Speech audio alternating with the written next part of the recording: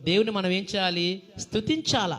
ఆయన స్తుతిస్తే అన్ని సమస్యల పరిష్కారం అనేది జరుగుతున్నది. ఎంత గొప్ప భాగ్యం ఇచ్చాడు. దేవదూతలు పరిశుద్ధుడు పరిశుద్ధుడు పరిశుద్ధుడు పరిశుద్ధుడు అని ప్రతిగానం చేస్తూ ఉంటారు పరలోక రాజ్యంలో. మనం చనిపోయిన తర్వాత కూడా మనం చేసేది అదే పని. ఇక్కడ మాత్రం అన్ని పనులు చేస్తున్నాం, కానీ చనిపోయిన తర్వాత పరలోకంలో ఒకే ఒక పాట పాడతాం. ఇక్కడ ఎన్ని రకాల పాటలు పాడుతున్నాం కదా, సియోను పాటలు, లూథరన్ పాటలు, అన్ని పాటలు పాడుతున్నాం. కానీ పరలోకంలో ఒకే ఒక పాట దేవునికి ఏమని పాట పాడతాం? పరిశుద్ధుడు పరిశుద్ధుడు పరిశుద్ధుడు అని ప్రతిగానంలో చేస్తాం.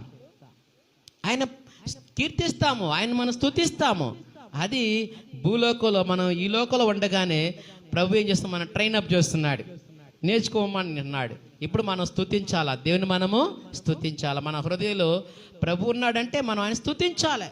నువ్వు ఆయన స్తుతించాలి. ఆయన చేసిన మేళను బట్టి స్తుతించాలా. ఆయన కలుగు